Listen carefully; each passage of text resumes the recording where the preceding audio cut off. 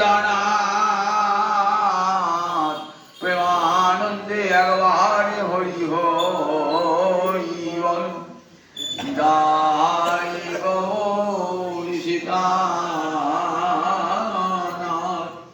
প্রেমানন্দে একবারে হরি হরি বল। ভক্তবৃন্দের চরণে আমার কোটি কোটি দণ্ডবত পরিপাত।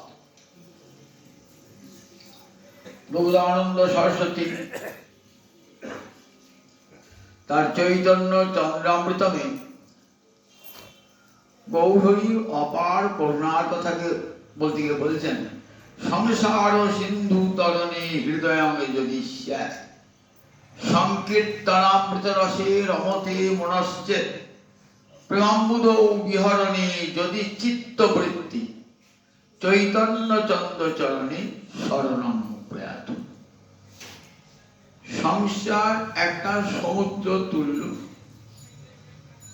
বাসনার সমুদ্র। সেই সংসার সমুদ্র যদি কেউ পার হতে চান, অর্থাৎ হৃদয়ের বাসনাকে যদি জয় করতে চান, সংসার সিন্ধু তরণে হৃদয়ঙ্গে যদি সার, তবে মনের ইচ্ছাটা থাকতে হবে, নইলে হবে না। হৃদয়ঙ্গে যদি সার, যে সংসার বাসনা পরিত্যাগ করে আমার মন যেন কৃষ্ণ বাসনায় প্রবেশ করে, এই অন্তরটা যদি থাকে তবে হবে। এই বলে সংসার সিন্ধু তরণী হৃদয়ঙ্গে যদি সার। সবার হয় না, কোটিতে কোটি সংসার সিন্ধু অতিক্রম করে গোবিন্দ চরণ প্রাপ্তির বাসনা এ কোটিতে কোটি। তাই বলেন সংসার সিন্ধু তরণী হৃদয়াঙ্গে যদি সার। মহৎ কৃপা ছাড়া হয় না। মহৎ কৃপা পেলে তখন সংসার বাসনা অতিক্রম করে কৃষ্ণ চরণে মনকে নিবিষ্ট করতে ইচ্ছা জাগ্রত হয়। তাই বলেন সংসার সিন্ধু তরণে হৃদয়াঙ্গে যদি, যদি বলেছেন যদি সার। সংকীর্তনামৃত রসে রমতে মনশ্চেত, সংকীর্তন অমৃত রসে যদি আনন্দ করতে চাও, সংকীর্তনকে অমৃত রসের সঙ্গে তুলনা করেছেন। সংকীর্তনামৃত রসে, সেই রস যদি পান করে আনন্দ পেতে চাও, মদিরা পান করে মানুষ যেমন উন্মত্ত হয়, হরিনাম মদিরা পান করে ভক্ত তেমনি প্রমত্ত হয়ে যান। যদি চাও সেই হরিনামে মাতোয়ারা হতে, তাহলে গৌরহরির চরণে আশ্রয় গ্রহণ করো।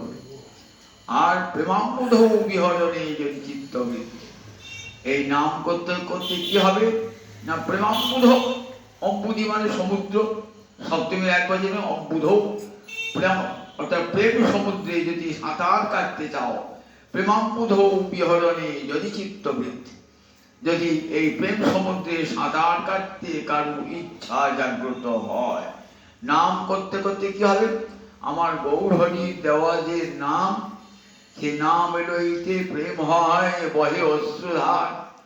গৌরহরির নাম এমনই নাম, যে গৌরাঙ্গের নাম হয় তারে হয় প্রেমোদয়, তারে মুই যাই বলিহারি।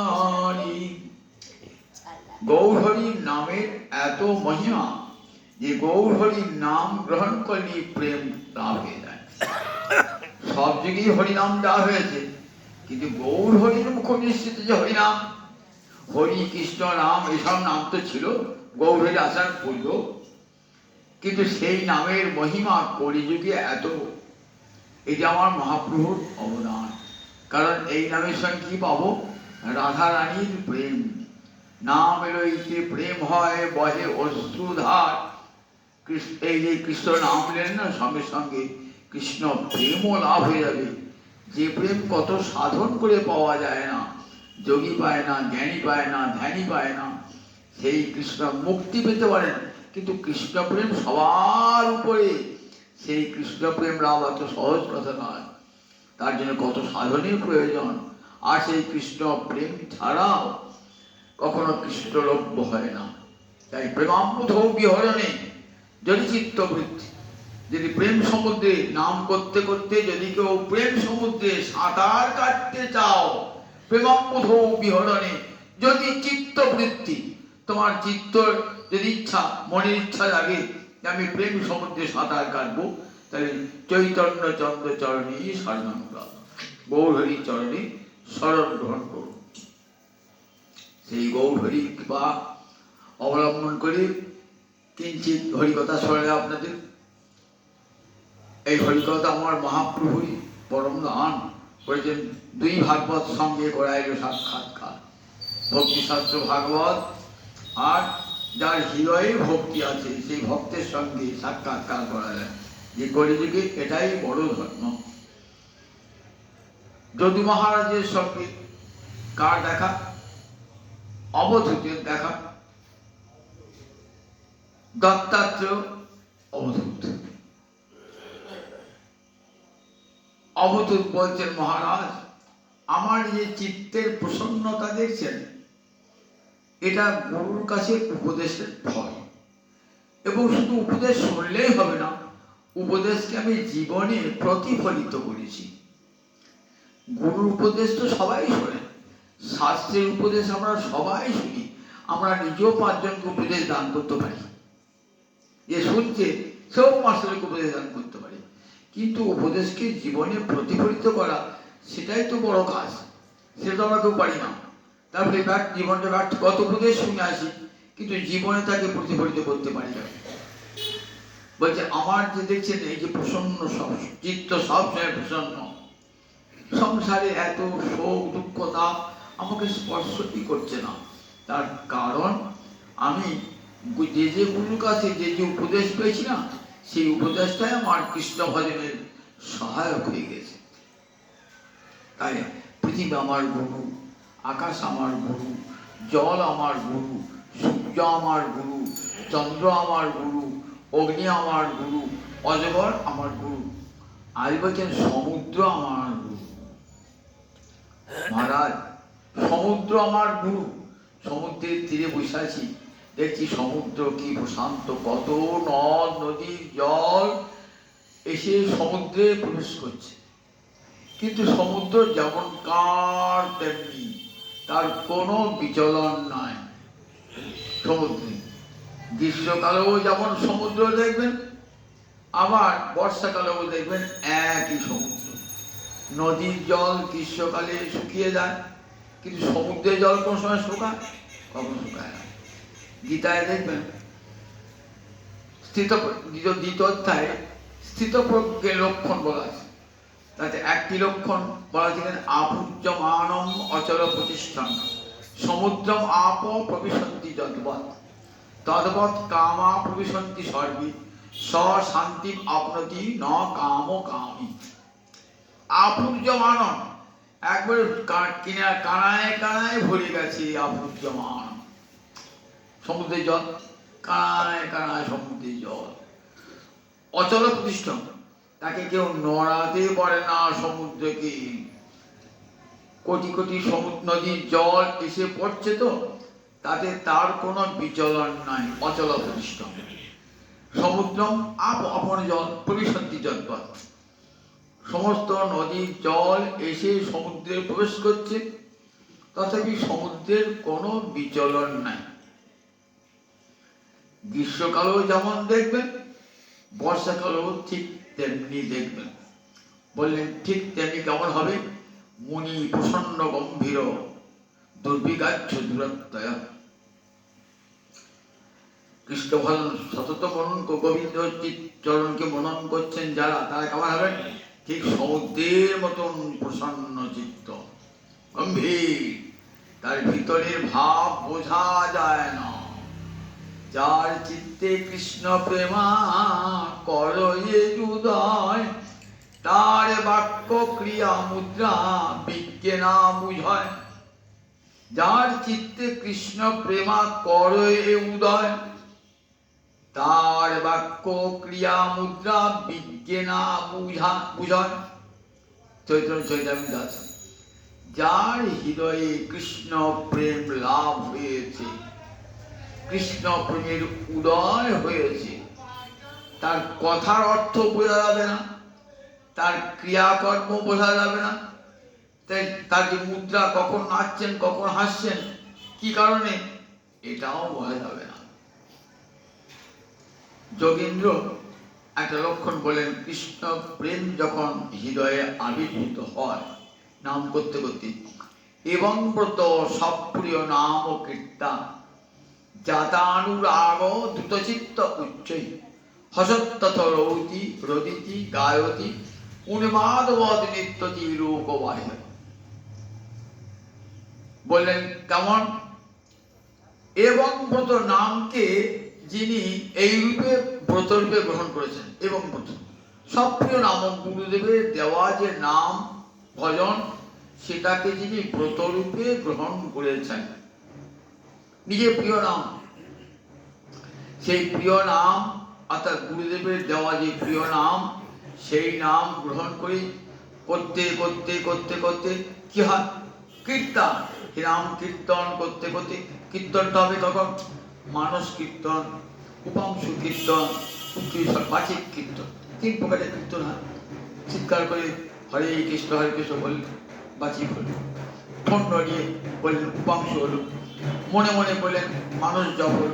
3 প্রকারের কীর্তন এই করতে করতে, এবং ব্রত সপ্রিয় নাম কীর্তন, নিজের প্রিয় নামটি কীর্তন করতে করতে জাতানুরাগ, যার নাম করছে না সেই নামীকে ভালোবাসতে ছিল, অনুরাগ জাত হলো, ভগবানের অনুরাগ জাত হলো।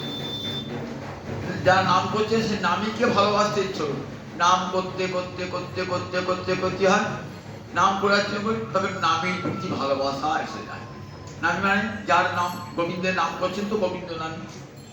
এবং ব্রত সপ্রিয় নাম কীর্তন জাতানুরাগ, তারপরে দ্রুত চিত্ত, দ্রুত মানে গড়ে যাওয়া, দ্রবীভূত হওয়া, চিত্তটা গড়ে যায়। নামের এমন স্বভাব না, নামে একটা তাপ আছে। কোনো কঠিন জিনিসকে যদি গলায় হয় তাহলে কি করতে হয়? তাপ দিতে হয়। অতি বড় লৌহ, অতি কঠিন তো, সেও দেখবেন তাপ দিলে গলে জল হয়ে যায়। তাই কঠিন, আমাদের হৃদয়টা বিষয় চিন্তা করে করে কঠিন হয়ে গেছে, নামের তাপে গলে যায় দ্রুত চিত্ত উচ্চই। তারপরে কি হয় দেখবেন, যখন এই হৃদয়টা গলে যায় না, তখন সেই গলার জলটা চোখ দিয়ে বেরিয়ে আসে, চোখ ফুটিয়ে বেরিয়ে আসে দ্রুত চিত্ত। তখন কি হয়? সাধক উচ্চই হসতি হসত্তথ রদিতি গায়তি উন্মাদবদ নৃত্যতি লোকবাহ্য। বলে কখনো হাসে, কখনো কাঁদে, উচ্চই হসতি, কখনো হো হো করে হেসে উঠল, কখনো রদিতে হা হা করে কাঁদতে লাগলো, কখনো রৌতি চিৎকার করতে লাগলো, কখনো উন্মাদবদ নৃত্যতি, কখনো আবার পাগলের মতো নৃত্য করতে আরম্ভ করতে। তার বাক্য ক্রিয়ামন্ত্রা বিজ্ঞান বোঝায়। তোকে ভাববে লোকটা পাগল হয়েছে, খেপেছে, এটাকে তো কোনো কারণ না হাসছে। হাসছে কেন? সে তো লীলা স্মরণ করে হাসছে। সে দেখছে, যে গোবিন্দ লক্ষ্মীপতি, যার চরণে কোটি কোটি লক্ষ্মী গড়াগড়ি যায়, সে দুপুর বেলায় চুরি করতে যাচ্ছে, পা টিপে টিপে ঢুকছে গৃহস্থের ঘরে, যদি কেউ টের না পায়। চোর যেমন করে যায় তেমন করে যাচ্ছে। যার অঢেল সম্পদ থাকে এসব চুরি করতে যায়। লক্ষ্মী কোটি কোটি লক্ষ্মী যার চরণে, যে চরণে বেড়াচ্ছে, সে যাচ্ছে মায়ের ঘরে চুরি করতে। সকল দুপুর বেলায় সবাই ঘুমিয়ে পড়েছে, সেই অবস্থায় পা টিপে টিপে চুরি করতে যাচ্ছে। কোন ঘরে ক্ষীর আছে, ননি আছে, ছানা আছে দেখছে। সেখানে ধীরে ধীরে দরজাটি খুলে সব বন্ধুকে ঢুকিয়ে কি করছে, কাঁধের উপর তার চড়ে চড়ে শেষ কানিয়েছে, তার সকালে কাঁধের উপর চড়ে লাঠি দিয়ে সেই ভাঁড় ভেঙে নিজে খাচ্ছে। এই লীলা যখন মনে পড়াচ্ছে না, আবার ধরা পড়ে যখন গিয়েছে, তখন কোনো বুড়ি চিৎকার করেছে, দেখো নন্দ ঘোষের বেটাটা চুরি করছে চুরি করছে। তখন কি করছে, খানিকটা ননি মাখন নিয়ে এসে তার মুখে লাগিয়ে দিচ্ছে। ছুটে পালিয়ে আসছে, এই বুড়ি চোর বলে পালিয়ে আসছে। তাহলে এই লীলাটা যখন স্মরণ করছে না, হসতি, তখন হাসি আসছে, গোবিন্দ তোমার কি অপূর্ব লীলা, তুমি যাচ্ছ চুরি করতে অপরের বাড়িতে, কি অপূর্ব তোমার লীলা, উচ্চই হস। আবার রদিতি, খেলা হচ্ছে বৃন্দাবনের মাঠে, খেলা হচ্ছে লুকোচুরি খেলা। লুকোচুরি খেলা করতে করতে অনেকক্ষণ কৃষ্ণকে দেখতে পাচ্ছে না। কোথায় কৃষ্ণ গেল? বলদেব খুঁজছেন, শ্রীরাম খুঁজছেন, খুঁজতে খুঁজতে পাওয়া যাচ্ছে না। তখন সাধক সেটা মনে ভাবছেন, সাধক ভাবছেন আমিও তো খেলছি, কোথায় গেল? চিৎকার করছে, রৌদ্র উচ্চস্বরে কানাই কানাই চিৎকার করছেন। কানাকে দেখতে না পেয়ে বলরামের চোখে জল এসেছে, শ্রীরামচন্দ্রের চোখে জল এসেছে। তখন রদিতি কাঁদছেন, সাধক কাঁদছেন, কোথায় গেল? অনেকক্ষণ পর কৃষ্ণ গুহা থেকে বেরিয়ে এসে তখন সকালে আনন্দ দেখে কি? তখন এত আনন্দ, হসতি, সবাই হো হো করে হাসতে আরম্ভ করেছে। সাধক হাসছে, ওই লীলাসন হচ্ছে তো উচ্চ হসতি, রৌতি, রদিতি, গায়তি। কৃষ্ণকে পেয়ে তখন আমার গান আরম্ভ করেছি, গায়তি, উচ্চ স্বরে গান আরম্ভ করতে করতে আসছে গায়তি। কেমন? উন্মাদবৎ। সাধক এবার চিন্তা করছে আর উন্মাদবৎ, পাগলের মতো। পাগলরা যখন খুশি হলো হাসলো, যখন খুশি হলো কাঁদলো, কখন চিৎকার করতে লাগলো পাগল। আমরা কৃষ্ণ ভক্তকে পাগল বলি মনে করি বাবা, যে আচ্ছা পাগল আবার তো বাবা, এই কখনো হাসছে কখনো কাঁদছে। বলে লীলা স্মরণ হয়, পাগল নয়, উন্মাদ নয়, কিন্তু উন্মাদ বধ। পাগল তো একটা রোগ, পাগলামি তো একটা রোগ বিশেষ, মস্তিষ্কের রোগ বিকৃতি, ডাক্তার দেখাতে হয়, চিকিৎসা করতে হয়। উন্মাদ একটা রোগ, তাহলে ভক্তি কি রোগ এসে? বলে না, তাকে কোনো রোগই ছুতে পারে না। কি দৈহিক রোগ, কি মানসিক রোগ, কোনো রোগই তাকে স্পর্শ করতে পারে না। কিন্তু ভাবখানা উন্মাদবৎ, পাগলের মতন। লোকবাহ্য, অর্থাৎ লোকবাহ্যকে কি আমার নাচ দেখে, আমার হাসি দেখে শুনে, আমার চিৎকার শুনে কে হাসলো, কে নিন্দা করলো, এটা তার রাজ্যের মধ্যেই থাকে না। এমনই সেই সংসার জগৎ সে ঘুরে যায়, সে যেদিকে ফিরায় নাকি কৃষ্ণময় জগৎ দেখে, সব দিকে কৃষ্ণ দর্শন করে। এই অবস্থাটি হয়ে যায়। বলে মনির ঠিক এই অবস্থায় যায়, মণি প্রসন্ন গম্ভীর। তাই মনির বললেন, মনির হৃদয় সতত প্রসন্ন হয়ে রয়েছেন। আমার যেমন সংসারে কোনো ঝামেলা জুড়ল, কোনো দুঃখতা পেল, তখন মনটা একটা অবস্থা। আবার যখন ভালো ভালো সংবাদ এলো, তখন মনটা প্রসন্ন। সবসময় তো মন প্রসন্ন থাকে না আমাদের, বিপদে আপদে মন সবসময় প্রসন্ন থাকে নাকি? কিন্তু কৃষ্ণ ভক্তের বিপদ আপদ নাই। দুঃখেষু অনুদ্বিগ্ন মনা, সুখেষু বিগত স্পৃহ, বিতরাগ ভয়ক্রোধ স্থিত ধীমুনি উচ্চতে। তেমন সুন্দর সুন্দর গীতার কথা বলি, ভালো করে খুঁজি খুঁজি পড়বে, এত ভালো। কৃষ্ণ ভক্তি যখন লাভ হয়ে যায়, বলছেন দুঃখেষু অনুদ্বিগ্ন মনা, শত দুঃখ দেবে দাও প্রভু, চিত্তের কখনো উদ্বেগ আসবে না। আমাদের প্রিয়জন বিয়ে হলে কত চিত্তের উদ্বেগ, তখন কি আর প্রসন্ন চিত্ত থাকে? তখন লোক দেখি কেঁদে কেঁদে নিজের প্রিয়জনের কথা বলি আমরা। দুঃখের উদ্বেগ গেল, কেউ হয়তো ছেলেটা আজ চলে গেল, কোথাও দুর্ঘটনা হলো না তো, এখন পর্যন্ত সংবাদ পেলেন না কারণ, এখন পর্যন্ত ফোন এল না কারণ, সবসময় উদ্বেগ থেকে মনের মধ্যে। অনিষ্টা সংকিনী বন্ধু হৃদয় আনি। মহাকবি কালিদাস তার অভিজ্ঞান শকুন্তল নাটকে বলছেন, অনিষ্টা সংকিনী বন্ধু হৃদয়। স্নেহতি বিষম বস্তু, ভালোবাসলে এমন না, এমন বিষম বস্তু না, তাকে ভালোবাসেন সব সময়, তার কোনো বিপদ হলে কি, তার কোনো কিছুই বিপদ নাই, কিন্তু মনে হয় যেন বিপদ হলে অনিষ্টা সংকিনী। তাই দুঃখে শুধু অনুদ্বিগ্ন মনা, আমরা এরকম দুঃখ পাই নাই, তাকেই উদ্বেগ চিত্ত হয়ে যায়। কিন্তু সাধকের এই জগতের কি দুঃখী বা কি সুখী বা কি, কোন চিত্তে তার রেখা বা কি করতে পারে না। দুঃখে অনুদ্বিগ্ন, শত দুঃখ পেলেও তার চিত্ত অনুদ্বিগ্ন, কোন উদ্বেগ তার অন্তরে, ঠিক সমুদ্রের মতন কোন উদ্বেগ তার অন্তরে নাই। সুখে বিগত ছিল, আমরা সুখে খুব উল্লসিত, তখন চিত্ত প্রসন্ন, যে আমার সুখ এসছে, প্রচুর টাকা এসছে, ছেলে মানুষ হয়েছে, বড় বড় বাড়ি ঘর হয়েছে, তখন আমার সুখে চিত্ত উল্লসিত হয়ে যায়। ভক্ত সুখ পেলেও বলে না প্রভু, এ সুখ আর দুঃখ দুটোই তো কি দিয়ে গড়া? মায়ার বস্তু দিয়ে গড়া। আপনি কুমোর দোকানে হাঁড়ি কলসি বিভিন্ন রঙে দেখছেন তো, বলেন যাই কিনুন মা, এ সবই তো মাটি দিয়ে তৈরি, একটু রং চং করে দেওয়া হয়ে যায়। মৃত্তিকা ইত্যেব সত্যম, উপাদান মৃত্তিকায় কি সত্য? বলে এই জগতে দুঃখটাই সত্য, দুঃখালয় গীতা বলেছে না, দুঃখের তাহলে সুখটা পায়। তা দেখবেন ওই ছেলেরা কিন্তু ওষুধ খেতে যায় না, তখন কি করেন বলবি, কলার মধ্যে পুড়ে দিয়ে মিষ্টি রসে মিষ্টি চিনি মাখিয়ে দিয়ে খাইয়ে দেওয়া হয়। সংসারের সুখটাও ওই রকম, সংসারের সুখটাও ঠিক ওই রকম। ও মহামায়ার চিনি মাখিয়ে দিয়েছে। এই দেখ, বউ দিলাম, ঘর দিলাম, সন্তান দিলাম, টাকা দিলাম, আর চিনি মাখিয়ে দিলেন। এবার চিনি যখন উপরে চিনি যখন চলে যায় তখন তিতটাই লাগে। তাই প্রথম প্রথম সংসারটাকে ভালো করি মনে হয়। তারপরে সংসারে প্রবেশ করে যখন দেখি বাবারই এত জ্বালা, এত দুঃখ, দুঃখটাই তো আসল।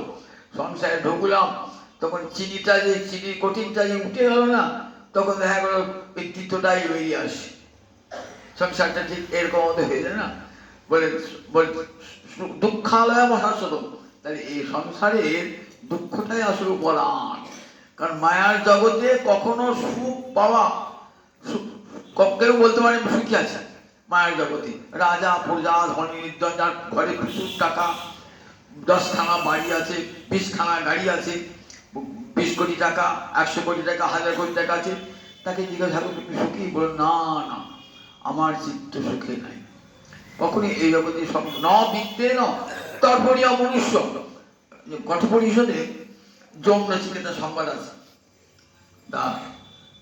নচিকেতা, তার পিতার নাম বাজস্রব ঋষি। তা বাজস্রব ঋষি একটা যজ্ঞ করেছে, যজ্ঞের মতো দান দিতে হয়, প্রিয় বস্তু দান করতে হয়।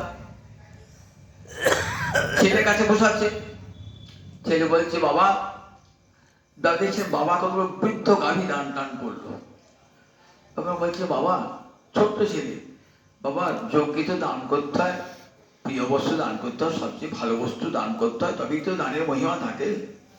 কারণ তো বৃদ্ধ গাভীকে সব দান করলে, তা আমি তো তোমার সবচেয়ে প্রিয় প্রিয় পুত্র, পিতার কাছে সবচেয়ে প্রিয়, আমার পিতাকে দান করলে। দুবার তোমার বলার পর বাবা বিরক্ত করে তোকে জমের কাছে দান করলেন। বেশ বাবা, আমি জমের কাছে চলে যাচ্ছি। জমের কাছে গিয়েছেন, 3 দিন আছেন, জম নাই বাড়িতে। 3 দিন পর জম এসেছেন, দেখছেন ব্রাহ্মণ সন্তান, 3 দিন ও আসি, বলো তোমার কি কি বল?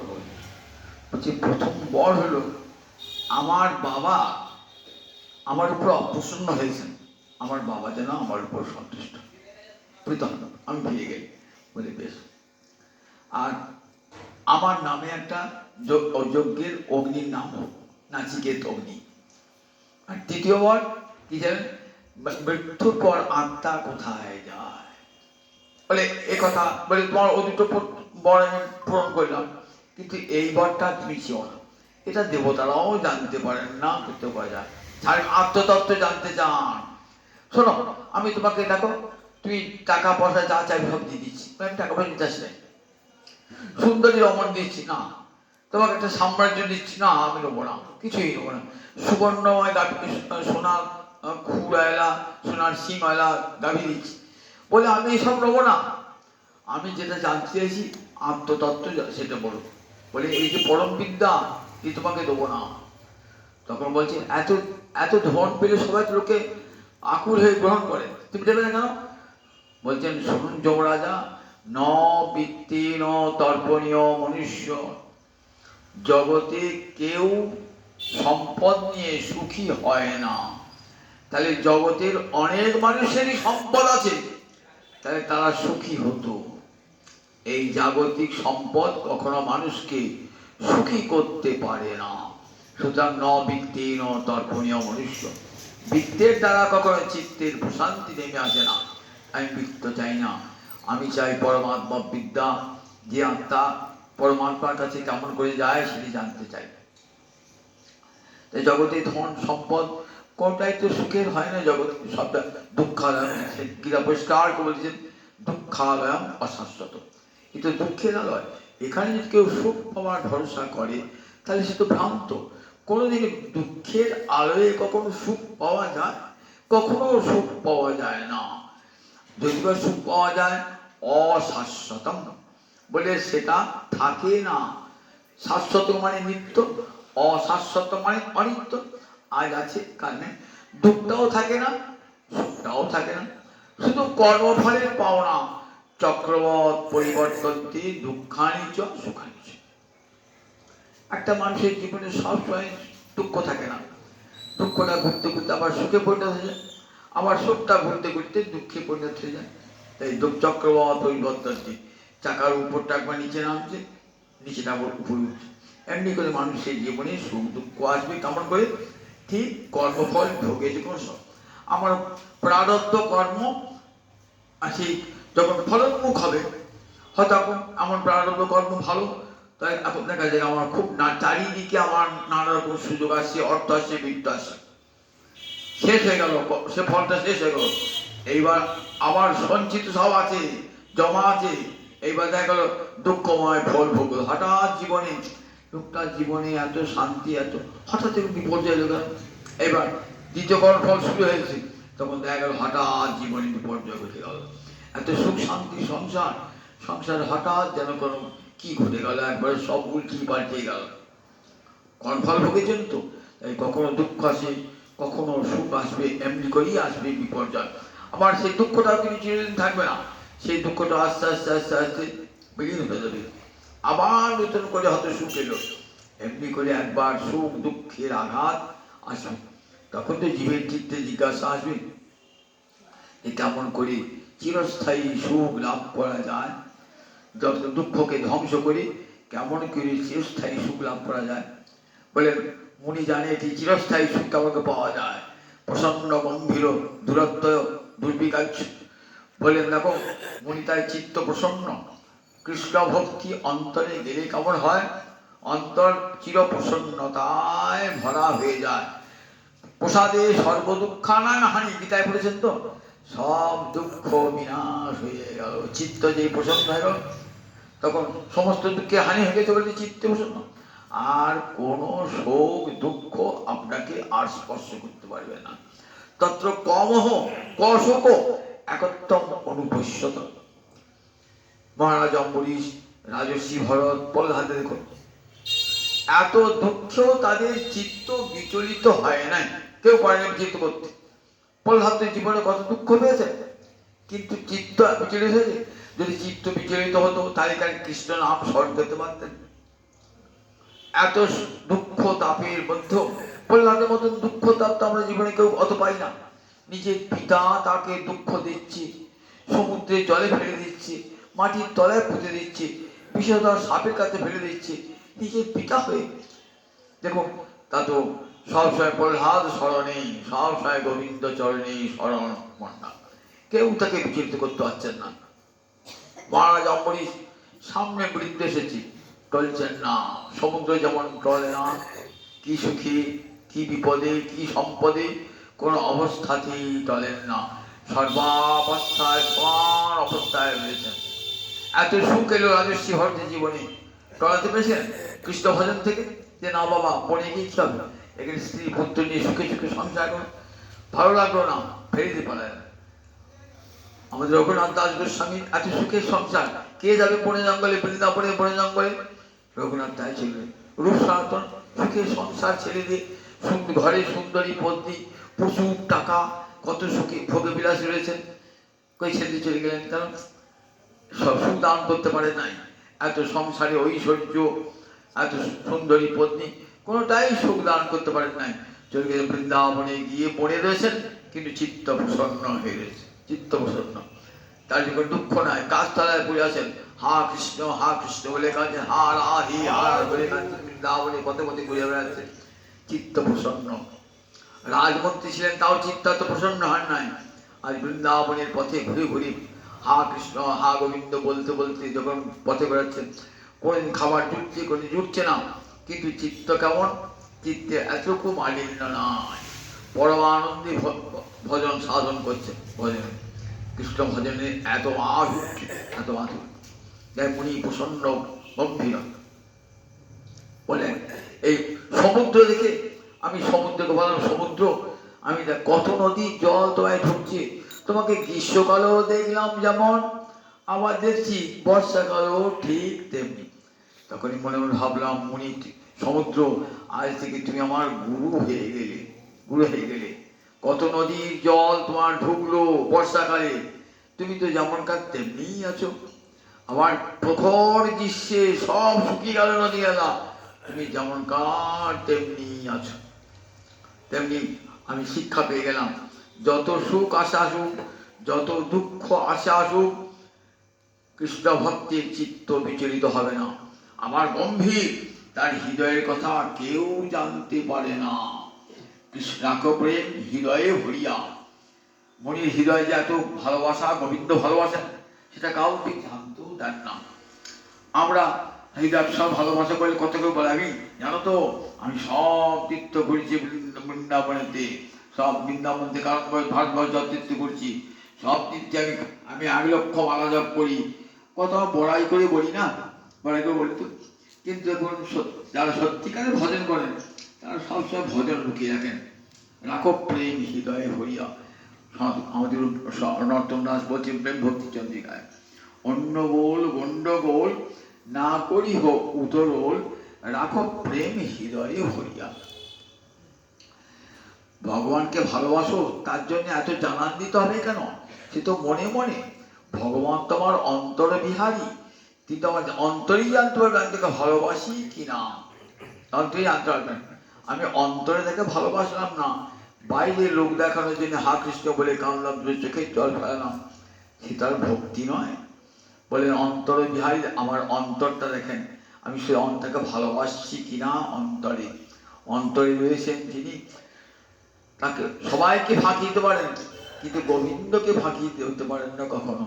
তিনি তো অন্তর বিহারী। আমার হৃদয়ে রয়েছে প্রভু, আমার হৃদয়ের সব কথা তুমি জানো। আমার হৃদয়ের কপটতা, সরলতা, চাতুর্য সব তুমি জানতে পারছো। আমি লোককে বঞ্চনা করতে পারি, গোবিন্দকে বঞ্চনা আমি কখনই করতে পারবো না। তাই দেখুন, রাখব প্রেম হৃদয়ে ভালোবাসা আছে। ভালোবাসা এমনই না নীরব গীতি, সে বাইরের প্রকাশ হয় না, বাইরের প্রকাশ হলেই ভালোবাসার মর্যাদা কমে যায়। গোপীরা কোনোদিন তাদের হৃদয়ে ভালোবাসা প্রকাশ করেছিলেন? কোনোদিন কোনো ভক্তই গোবিন্দের প্রতি ভালো কি বলেন, আমি জীবনটা আমার ব্যর্থ হয়ে গেল, কৃষ্ণ ভালোবাসতে পারলাম না, এমন দুর্লভ এমন মানব জন্ম পেলাম। মহাপ্রভু নিজেই বলছেন, জানো সর্বদামোদর রাম রায়, আমার জীবনটা ব্যর্থ হয়ে গেল, আমি কৃষ্ণ ভজতে পারলাম না, কৃষ্ণ প্রেম হলো না আমার। তুমি কাঁদছো, তোমার কৃষ্ণ প্রেম হয় নাই? না তো লোক দেখানি, নিজের সৌভাগ্য খ্যাপন করবার জন্য। দেখেছেন, জগৎকে শিক্ষা দিচ্ছেন তো। আমি কাঁদছি নিজের সৌভাগ্য সৌভাগ্য খ্যাপন করবার জন্য কাঁদছি। আমার হৃদয়ে বিন্দুমাত্র কৃষ্ণপ্রেম নাই। যদি কৃষ্ণপ্রেম থাকতো তাহলে কি কখনো কৃষ্ণের জন্য কাঁদতাম? সব সময় কৃষ্ণকে কাছে পেতাম। গোপীরা দেখো কৃষ্ণকে কাছে পেয়েছেন, কাছে পেয়ে তার দিবারাত্রে কেঁদেছেন, হারাই হারাই ভাব দুহু করে দুহু কাঁদে বিচ্ছেদ ভাবিয়ান, এমন দোহার প্রেম কহু দেখি নাহি শুনি, পরাণী পরাণ বাঁধা আপনায় আপনি, দুহু করে দুহু কাঁদে বিচ্ছেদ ভাবিয়া, তিলোরাধনা দেখিবে যায় দেওরিয়া। রাধা গোবিন্দে মিলনই রয়েছেন, তথাপিও সব সময় বিরহে ভাব, সব সময় বিরহে ভাব, হারাই হারাই ভাব অন্তরে, পেয়েও ভাবছেন পাই নাই একই ভাব। মহাপ্রভু সবসময় রাধাকৃষ্ণ মিলিত মাদন ভাবের মূরতি, তথাপি মিলন বিরহ একসঙ্গে, মিলন বিরহ। কখনো মনে হচ্ছে কৃষ্ণ রয়েছে, কখন কৃষ্ণ নাই মনে হচ্ছে, এই কৃষ্ণ কোথায়, কৃষ্ণ কোথায় চলে গেলেন। ঘরে গম্ভীরার 3 দিক দরজা বন্ধ, কোথায় বেরিয়ে গেছেন মহাপ্রভু দেখাই যাচ্ছে না। গোবিন্দ উঠেছেন কাঁদতে কাঁদতে, কোথায় গেল প্রভু, কোথায় গেল প্রভু। দেখছেন গোয়াল ঘরে পড়ে আছে, কেমন কুমড়ের মতো চেহারাটা, হাত পা সব ঢুকে গিয়েছে। আবার কোথায় গেল মহাপ্রভু, কোথায় গেল মুখ খুঁজেই পাওয়া যাচ্ছে না। যাচ্ছেন একটা হারিকেন জেলে লণ্ঠন জেলে খুঁজতে খুঁজতে যাচ্ছেন, দেখছেন সমুদ্রের ধারে গিয়ে তার জালিয়া এসে বলছে, জালিয়াটা নাম করো, রাম রাম রাম রাম কি হলো? তারপর যেন ভূত দেখলাম, ভূত বলে প্রতিদিন তো মাছ ধরতে যায়, তা আজকে একটা মাছ একটা ভূত উঠে এলো, কিরকম বলে, বিরাট মানুষ একটা, হাত পা সব সাদা হয়ে গেছে, বিরাট মানুষ। দিয়ে বলছে আমার ভূত দেখছি, ভূত দেখছি। বলে ভূত নয়, আমি ভূত ছাড়াবার মন্ত্র জানি, জানিস?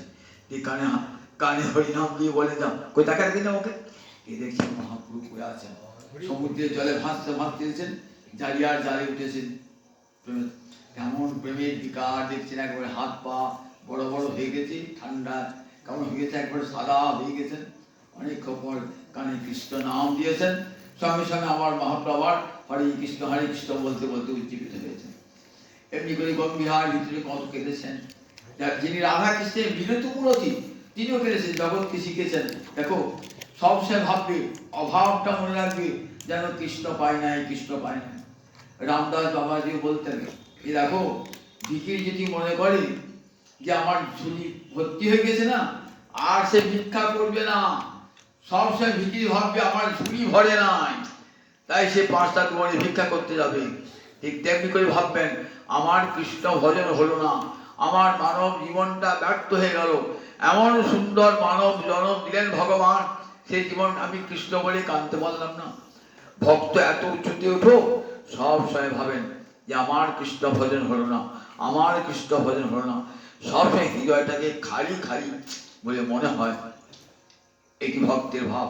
জানতে দেন না ভক্ত যে এত যে ভজন করেন, জানতে দেন দুর্বিকাচ্ছ। মুড়ির অন্তর যেমন কৃষ্ণ অন্তর দুর্বিকাচ্ছ, সে গহনে প্রবেশ করা যায় না। কত গভীর ভালোবাসা, ভালোবাসা যখন গভীর হয়ে যায় তখন তার প্রকাশ থাকে না, প্রকাশ থাকে না। সমুদ্রের তলাতে কত রত্ন লুকিয়ে আছে বলুন দেখি একবার। ডুবুরি অতল তলে প্রবেশ করে সন্ধান পায় না, কিন্তু তেমনি কৃষ্ণ ভক্তেরা গম্ভীর সমুদ্রে বসত, অন্তরে ভক্তি রত্ন রয়েছে, রয়েছে এমন ভাবে রয়েছে ভক্তি রত্ন, তার সন্ধানও পায় না সাধারণ মানুষ। তাই মুনি প্রসন্ন গম্ভীর দুর্বিকাচ্য দূরত্ব, সে মুনিকে লঙ্ঘন করবার ক্ষমতা কারণ নাই। মুনি এমনই মুনি, তার আদেশ তার বাক্য লঙ্ঘন করবার ক্ষমতা নাই। বললেন এই সমুদ্র আমাকে এই শিক্ষা দিল, ঠিক আমার মতো হও। কৃষ্ণ ভক্তি অন্তরে এলে চিত্ত ঠিক আমার মতন প্রসন্ন হয়ে যায়। দেখো আমার ভিতরে কত রত্ন রয়েছে। কৃষ্ণ প্রেম রূপ রত্ন যখন তোমার হৃদয়ে হয়ে যাবে, তখন এই জগতের কোনো দুঃখ শোক তোমাকে আর স্পর্শ করতে পারবে না। তুমি আমার মতই প্রসন্ন হয়ে যাবে, শত দুঃখের আঘাতও তুমি বিচলিত হবে না। কত সুখের ঐশ্বর্য তোমার চিত্ত, সুখবিলাসও তোমার চিত্ত উচ্ছ্বলিত হবে না। এই শিক্ষাটা আমাকে দিয়ে গেল। তাই সমুদ্রকে আমি গুরু পদে বরণ করলাম। সমুদ্রকে, হে সমুদ্র, আজ থেকে তুমি আমার গুরু, আমি তোমাকে গুরু পদে বরণ করলাম।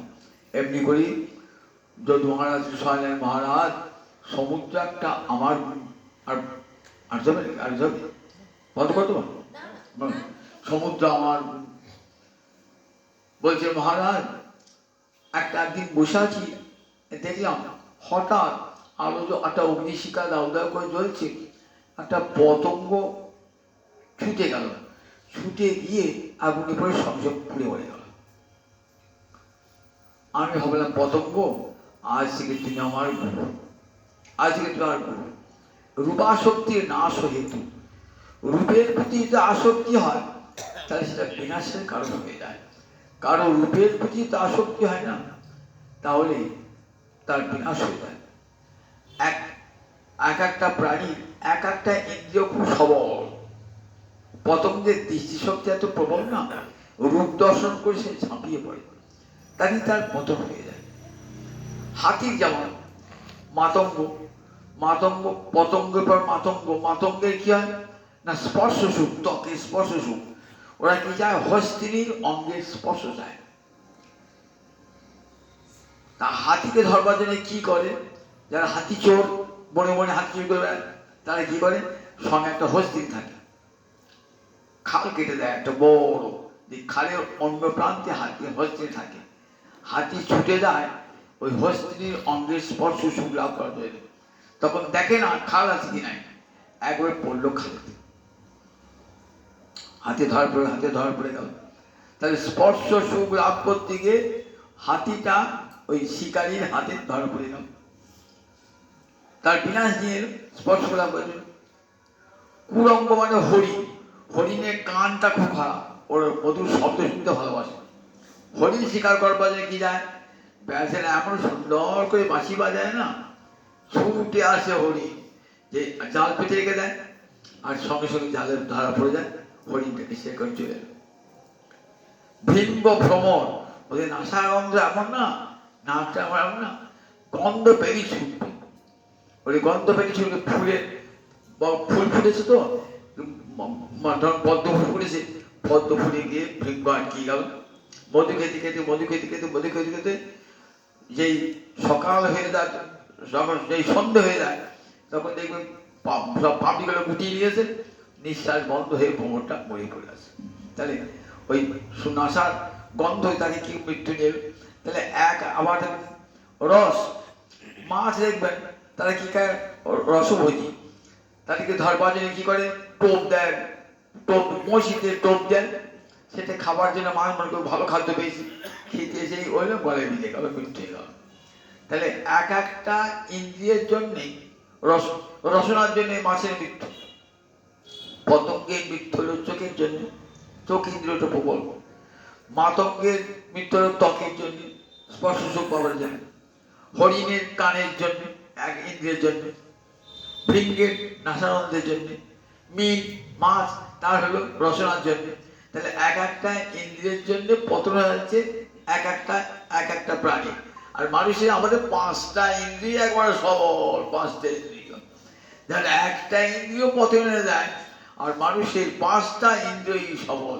তাহলে বুঝলেন এই পাঁচটা ইন্দ্রিয় কেমন করে আমার পতনে দেবে যে কোনো মুহূর্তে। তা বলছি পতঙ্গ আমার গুরু, বল বাহ তুমি আচ্ছা শিক্ষা দিলে, রূপের মোহে পড়লে একদিন ঠিক এমনি করি তার পতন হয়ে যায়। দৃষ্ট দেবমায়াং স্ত্রীয়ং, বললেন দেবতার মায়া স্বরূপ স্ত্রী, সেই স্ত্রী রূপে আকৃষ্ট হয়ে কত মানুষের জীবন যে নষ্ট হয়ে যায় কেউ জানতে পারে না। আমরা মাইকেল মধুসূদন কথা জানেন তো, মাইকেল মধুসূদন খুব বড় ঘরের ছেলে, বড় কবি হয়েছিলেন, ইংরেজি ভাষায় কাব্য লিখবেন বলে তার মনে অন্তর আকাঙ্ক্ষা। এখানকার কোনো বাঙালি মেয়েকে বিয়ে করবেন না, ভারতীয় মেয়েকে বিয়ে করবেন না, কাকে অপূর্ব সুন্দর রেবেকা ম্যাকটাভিয়াস বলে একটা নীলকর কন্যা, তাকে রূপে আকৃষ্ট হয়ে গেছেন, রূপে আকৃষ্ট হয়ে বিবাহ করলেন, কিন্তু সেই বিবাহ স্থায়ী হলো না, দুদিন বাদেই বিবাহ বিচ্ছেদ হয়ে গেল। তখন আত্মবিলাপে লিখছেন যে দেখ, যে আমি ধাইলি অবধায়, যে পতঙ্গ যে রঙ্গে ধায় ধাইলি অবধায়, না দেখিনি না শুনিনি এবেরে পরাণ কাঁদে। পতঙ্গ যে রঙ্গে ধায় ধাইলি অবধায়, পতঙ্গ রূপ দেখে আকৃষ্ট হয়ে নিজের জীবনের বিপদ নিয়ে আসে। আমি আমার বাবা ভালো জায়গায় বিয়ে দিতে চেয়েছিলেন, আমি তাকে পরিত্যাগ করে ওই ইংল্যান্ডের নীলকর কন্যার প্রতি আকৃষ্ট হলাম, আমার জীবনটা শেষ, মানুষের জীবনটাও শেষ হয়ে গেছে। সব ভালোবাসা দিলেন ওই রেবেকা ম্যাকটাভিয়াসকে, কিন্তু তার কাছ থেকে কোনো ভালোবাসা পান নাই। ভালোবাসা যখন প্রত্যাখ্যাত হয় তখন কি হয়, মানুষের জীবনে একটা নেমে আসে, তেমন অন্ধকার নেমে আসে জীবনে। ভালোবাসা যদি প্রত্যাখ্যাত হয়, এই ভালোবাসা প্রত্যাখ্যাতে কত লোক আত্মহত্যা পর্যন্ত করে, নিজের জীবন বিনাশ করে দেয়। তারপর দেখুন, রূপ দেখে কখনো আকৃষ্ট হয়েও না, রূপ দেখার শক্তি কেমন করে, রূপাশক্তি নাশ হেতু বলে যদি রূপ দেখতে হয় গোবিন্দ রূপে নয়ন দাও, সেখানে তোমার প্রেম প্রত্যাখ্যাত হবে না। এই জগতে ভালোবাসায় প্রত্যাখ্যান আসবে, কিন্তু গোবিন্দকে যদি এক গুণ ভালোবাসো, গোবিন্দ ভাগে কোটি গুণ ভালোবাসা ফিরিয়ে দেবেন। ভালোবাসা কাঙ্গাল যে তিনি একটু ভালোবাসা চান, সামান্য একটু ভালোবাসা মানুষের, গোবিন্দকে এক গুণ ভালোবাসা দিলে কোটি গুণ ভালোবাসা ফিরে আসবে। এই জগতের মানুষ ভালোবাসার মর্যাদা দান করতে পারে না, কাজে রূপ দেখে গুণ দেখে এই জগতে এগুলো কোনো আকর্ষণের বিষয়ই নয়। বলেন দেখো ওটা আমাকে শিক্ষা দিয়ে গেল ওই পদক। তাই শোনো যদু মহারাজ, আমি আর কোনো নারী রূপে আকৃষ্ট হই না। যদু মহারাজ নিজে তো অনেক নারী রূপে আকৃষ্ট হয়েছিলেন। যদু মহারাজ না, যদু মহারাজের পিতা, যদু মহারাজের পিতা জয়জাতি, যার যদু ধর্মশীল ছিলেন। যদু তার পিতাকে, তার পিতা খুব ভোগী ছিলেন, তার জয়জাতি, জয়জাতি তো তার পত্নীর নাম ছিল দেবযানী, শুক্রাচার্যের কন্যা দেবযানী। তার জয়জাতি দেবযানী রূপে আকৃষ্ট হয়ে তাকে বিবাহ করেছিলেন। তারপরে অন্যান্য শর্মিষ্ঠা বলে এক রাজকন্যা আকৃষ্ট হয়েছিলেন। এর ফলে অভিশাপ পেয়েছিলেন জয়জাতি। জয়জাতি নিজেই বলে গেছেন জীবনে যদু মহারাজের কাছে যে নজাতু কাম কামানাম উপভোগের সম্পত্তি হবিষা কৃষ্ণ কর্তব্য ভূয়ে বর্ততে। কাম কখনো কামনার ধস্তুর দ্বারা কামের নিবৃত্তি হয় না। আগুনে যদি ঘি ঢালা হয় আগুনটা নিবয় না, বরং বৃত্তিপ্রাপ্ত হয়ে যায়। যদু মহারাজ জানতেন কথা নিজের পিতার রূপাশক্তি, তাই বললেন যদু মহারাজকে বলছেন, মহারাজ রূপাশক্তি নাশ হেতু, রূপের প্রতি যে আসক্তি আসে না তাই সেটা বিনাশের কারণ হয়ে যায়। ওই পতঙ্গটাকে আমাকে শিক্ষা দিয়ে গেল। তাই মহারাজ জগতে কখনো রূপের প্রতি আকৃষ্ট হয়ে কৃষ্ণ ভজন ত্যাগ করতে নাই। যদি রূপে আকৃষ্ট হয় গোবিন্দ রূপে নয়ন দাও, তাহলে জীবন ধন্যাতি ধন্য সার্থক হয়ে যাবে। জয় নিতাই জয় নিতাই।